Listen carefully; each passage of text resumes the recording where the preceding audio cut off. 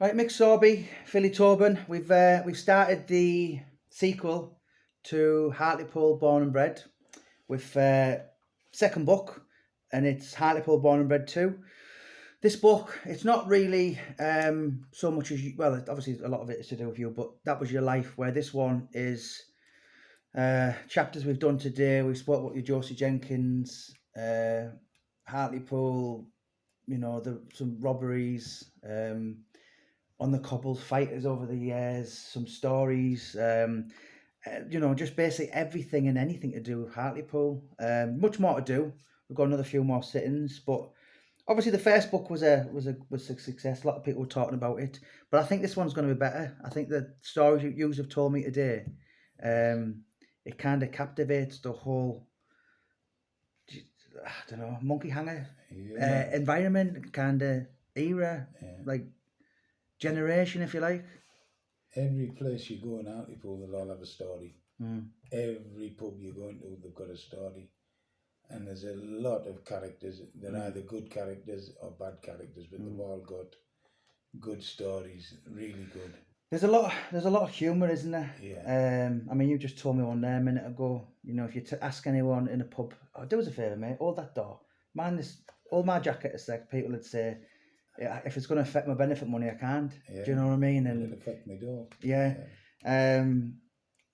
But we've scratched the iceberg today. There's a few more sessions to go, but there's going to be another book. In fact, I mean, you're watching this on YouTube.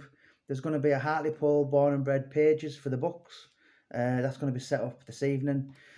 So if anyone's got any interest in Hartlepool, good, bad, could they get in touch with us and give us the story? Yeah, but disastrous. Yeah. There's been a lot of sad stories in Hartlepool over the years. That little girl gone missing. Oh yeah, Rosie. Yeah. The canoeist man. Jeff Stelling talks about Hartlepool every, And that canoe man was good, wasn't he? Yeah. He no flies on him, though. Was there? Is that right? Is it true though that his kids didn't even know? Yeah, they lived next door. Yeah, that's unbelievable, isn't it? Do you think? I've heard someone say only a person from Hartlepool could have had the audacity to try and pull something. Yeah. He was a strange character, like. Yeah. Wasn't he your screw in Home House? He was my person officer when I was on remand. And I'll tell you what he said to me. He come in the cell, he said, I'm from Hartlepool. And I said, oh yeah, right. I didn't want to talk to him, to be honest. And he said, how do I do it? I said, yeah, this shampoo you got. I said, it's shite, can I get some better shampoo? Can I send out? But I'd had no canteen, I'd only been there 2 days. And then next day he brought me a bottle of Head and Shoulders and I thought, oh, fuck this, I'm not setting out of a screw. Anyway, he left it on the thing for me, the World Champion. A couple of days later he popped in to see me. And I sat on the bed with my feet up on the chair and he sat on the bed. I thought, oh, I don't want to be getting friends with you, mate. You don't do the fucking blood slag you off. Anyway, he said, I've got a job for you when you get out of prison. I thought, it's going to be a while yet, lad. Anyway, he said, what we'll do is go over the water, get these people who want to come down country, get them in a wagon, get a wagon. He said, get the money from me. He said, just set the fucking wagon like that and fucking burn. I said, oh, yeah, right, though. I thought, I'll just agree with him while I'm stuck in here. Yeah. But, Phil, there's a lot of crazy, unique, bizarre, interesting people from Hartlepool, isn't there? Oh, in every corner. Yeah. Every corner.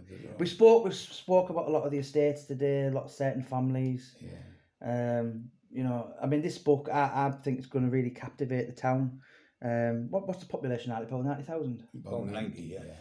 So 90,000. I think everyone who's lived in Hartlepool or any... They never lose it.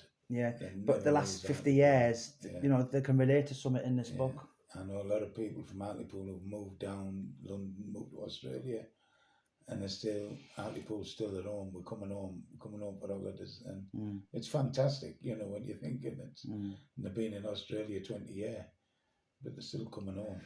Yeah, it's Hartlepool. Yeah, I mean, when Michael Hunter was winning your British, Commonwealth, Europeans, fighting for world titles, what was it the place you all? Was it the box at the York?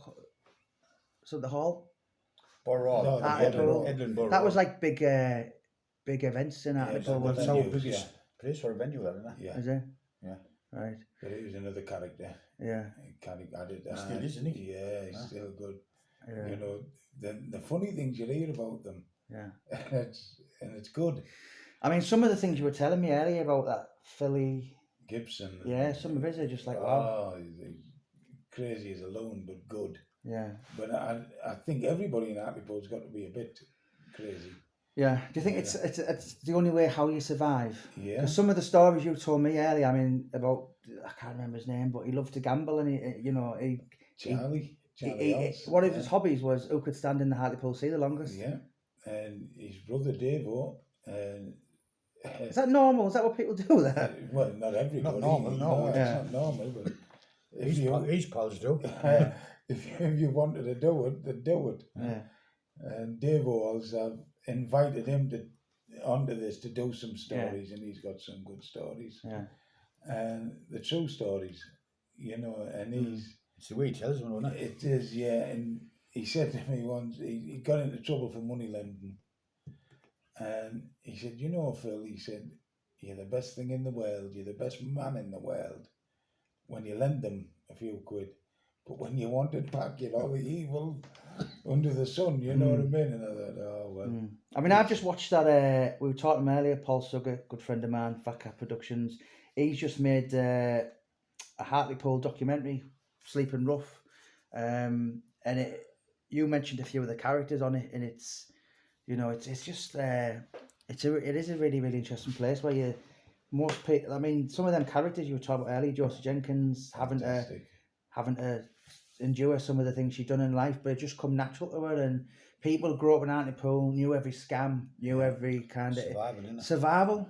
It's not like rather than go out and burgle houses and kind of, it's, hang on a minute, I've got no kids freezing in this house, I'm going to have to go out and do something. And it's like I've said, some of the hard men, they can't throw a punch, but they go out and they work every day, month in, month out, week in, week out. They're the hard men, go out and do it for the kids, for the wife and the children, not just somebody who can throw a punch. I mean, some of the women sound tougher than the men. They are. And you think some of the women have had to bring kids up on next to nothing. Nothing, and put up with a good hiding and slaps round the lug of their husbands coming in drunk. Yeah. And some men taking the last £2.5 quid or £5 out of the purses to go on the drink. And a lot of the women have had it hard in Hartlepool. I couldn't say everyone because I don't know them all, but I still say women are a lot harder than the men. Yeah, I mean even your two misses. Yeah. If she doesn't, she's never said you're not doing this. Mixed it last week. Yeah. I know if I can go with it. Yeah. And it's amazing. It's lovely. You're all mucking together, don't you? So this book, Hartlepool Born and Bred 2, it's going to be, kind of just everything about Hartlepool. Sad, funny, humorous, and stories where we've started, you're telling me some stories there about people fighting in the 50 odd years ago. Yeah. Fights. What were the names? Barney Stockman and Alex Sharp. And that's 50 odd years ago, and the town still talks about that now. Yeah. Two very tough men. Yeah. And it's, I think with a lot of things with Hartlepool, they don't even set out to be tough. It's just, if you're dragged up that way, it's just second nature. Yeah. But I'll tell you about something happened, right? My son Paul and John Sharp, that's Alex Sharp's his uncle, John. I couldn't find no doorman. 15-year-old, I had them working on the door. 15-year-old, fucking knocking grown men out. He was the youngest for me, Norman. Norman, yeah. Is that Algie's dad's son? Son, yeah. I walked in and Algie said, he's only collecting glasses. And I said, put him on the door. He was 6'4". You know what I mean? And I didn't put him on the door. What happened? Yeah. Put him on with the Pegster, didn't I? Oh, he's a character, the Pegster. But there's been a lot of, we're going to go in the next chapter, a lot of deaths over the years, lots of murders and lots of people just dropping down dead in the street. I mean, you were telling me one earlier about some guy who went fishing and just died. Yeah, Teddy Costello, hell of a man. Yeah, good man. And his friends to he had a goal as well, didn't he? Yeah, he'd do anything for you, or different things. But he was one of them. He'd tell you straight, wouldn't he? If he didn't like it, you know, didn't like what you were doing, or he'd say, "Whoa, get away from us," you know, sort of thing. Yeah. So this book, it's going to be another Hartlepool book, and more really probably, you know, to be honest, mate, no offense, but more what people want to read. Like obviously yours Yeah, was. I know what you mean. Do you know what I mean? It's Yeah. like this is just, you know, people will buy it because they might be in it. Do you know what I mean? Yeah, Rather yeah. than just the one person. This book might be about 300 people. Yeah. Do you know what I mean? But just overall, it's just over anything to do with Hartlepool, Teesside, monkey hangers, Yeah. whatever you call yourselves. But I'd like people to get in touch with us if they've got Yeah. just to remind us on Yeah. about the funny stories, because we wouldn't like to leave anybody out. Yeah. So when's this book coming out then? What are we looking at? What do you reckon? Christmas? Well, just before Christmas. I think November. Yeah, November, I think, yeah. Well, I'm going to sit with you the July. So yeah, I think it'll be out for November, easy. So absolute pleasure as always, lads. And anyone who has any interest, look out for the Facebook page, which will be put on in a couple of hours, and that's going to be called Hartlepool Born and Bred the Books. Obviously, it's going to be a second book. I don't know how many there might be, but Hartlepool is it's a little town that's. The first book was well received, wasn't it? And yeah, you know, I dare say, was at the top of the town, Mick. A lot of people come to your house and all that. Oh, and loads of people came. Yeah. So lots of people got in touch with me about it. Yeah. So this is why there has to be a second sequel. I'd have thought so. Yeah, definitely. You know, but I just keep on stressing it how there is so many funny stories out there. I don't want to be taking the mickey out of people, and if I can get the chance to talk to the people about the stories we've got and ask their permission. Yeah, there's nothing. I mean, you told me I'm not earlier. going to call anybody. There's one or two. Obviously, we'll have to leave the names out. Yeah. There's not. You know, there's ones that I dare say with the Hartlepool mentality people have. Yeah. Would probably find it funny and be honest. And they'd probably give us the right story. Yeah. Where we'd know bits. Yeah. And they'd probably say, don't leave, you know, don't leave this bit out, or don't leave that bit out. I can't wait for it to come out. Yeah. Right, well, guys, it was an absolute pleasure. So keep a look out. Hartlepool Born and Bred 2 is going to be out in the autumn, early winter. And more crazy tales from that bizarre, funny, You've hit it on the head. strange little place called Hartlepool. And thank you very much for listening to No, absolute pleasure, lads. Absolute pleasure. Getting this down for us.